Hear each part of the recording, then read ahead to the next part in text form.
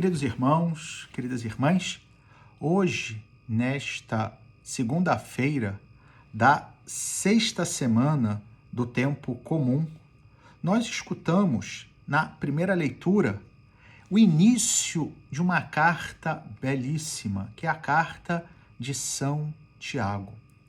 Essa carta, que está no conjunto daquilo que nós chamamos de cartas católicas, que recebem este nome justamente pelo fato que, ao contrário das cartas de São Paulo, que estão dirigidas a pessoas ou a comunidades específicas, pensemos na carta aos Romanos, na primeira e segunda carta aos Coríntios, na carta aos Gálatas, ou então dirigidas a pessoas específicas, a carta a Timóteo, a carta a Tito.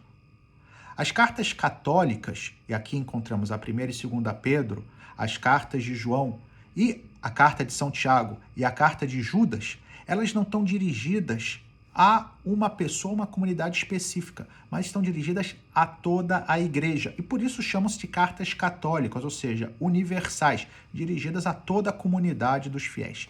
E de modo concreto, a carta de São Tiago, que é atribuída justamente àquele que é, pela tradição, o primeiro bispo de Jerusalém, parente do Senhor, ou seja, era da família de nosso Senhor Jesus Cristo, em alguns evangelhos, inclusive, chamado de irmão do Senhor, lembrando que o termo irmão, na mentalidade da língua hebraica, ou seja, na mentalidade judaica, era também dirigido o termo não somente para os irmãos carnais, mas para os primos, para a família, os familiares em geral. Pois bem, a carta de São Tiago é uma carta belíssima que tem como tema principal tratar da coerência entre a fé cristã e a ação do cristão. Ou dito de outro modo, de como a fé deve corresponder nas minhas ações, no modo como eu vivo.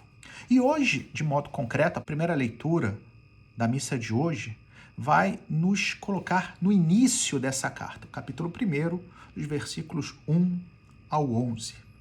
E podemos dividir essa primeira leitura em 3 pontos concretos. O primeiro ponto é sobre a necessidade de ter perseverança durante os momentos difíceis, ou seja, de manter a esperança, o perseverar com paciência quando a situação é complicada, quando se atravessam dificuldades, quando se enfrentam tribulações. O segundo ponto é o da oração com fé, ou seja, o de pedir algo a Deus, mas com convicção. E o terceiro ponto dessa primeira leitura de hoje é sobre a importância de não se apegar aos bens materiais, ou de não viver em dependência deles. Então vamos lá, o primeiro ponto é, como eu disse, o de perseverar em meio às tribulações. Então, São Tiago escreve essa carta já num contexto provavelmente de perseguição, quando os cristãos, pelo simples fato de aceitarem Cristo como Senhor, como Salvador, eram objeto de perseguição e podiam ter, e muitas vezes assim acontecia, suas vidas ameaçadas. E ele então insta os fiéis, exorta os fiéis, e a mim e a você, num outro contexto, evidentemente, mas a de perseverar, a não deixar-se abalar pela tribulação, pelo sofrimento, mas de encontrar no sofrimento um sentido mais transcendente. Ou seja, em primeiro lugar, o de reconhecer no sofrimento um meio para eu me fortalecer. De fato, quem persevera nas dificuldades torna-se mais forte, torna-se uma pessoa muito mais capaz de viver essa vida com a cabeça erguida, né? Então, quanto mais eu enfrento o sofrimento, mais forte eu me torno. Por outro lado, né, para além desse aspecto, poderíamos dizer, ascético, há um sentido mais profundo e espiritual e que conecta a raiz mesmo do cristianismo, que é o de viver o sofrimento como uma experiência de união com Cristo crucificado.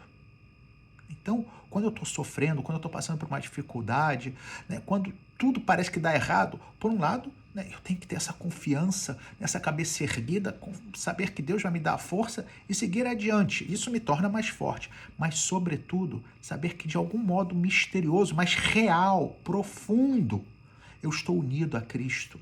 Então é como eu estivesse ao lado dele no momento da cruz e encontrasse nele esse sentido de me oferecer, de transformar o sofrimento não numa realidade que é simplesmente absurda, mas algo transformador, como ele, que fez da morte na cruz o caminho para a vida plena, ressuscitando. Como eu também, quando vivo o sofrimento nessa dimensão de união com Cristo, eu transformo de realidade negativa em algo superior, em algo mais transcendente, em algo que me faz não somente uma pessoa mais forte, mas, sobretudo, uma pessoa melhor. O segundo ponto é o de ter a confiança de pedir a Deus algo, mas com fé. Isso, o contexto da carta fala da sabedoria. Sabedoria até para poder viver o sofrimento bem.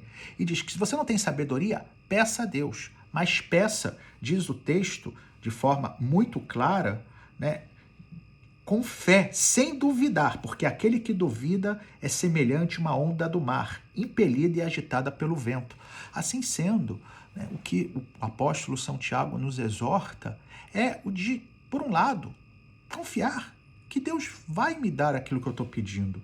De fato, ele tinha dito antes que Deus concede generosamente a todos sem condições. Ou seja, Deus não condiciona o dar aquilo que a gente precisa. Evidentemente, não estamos falando aqui de caprichos.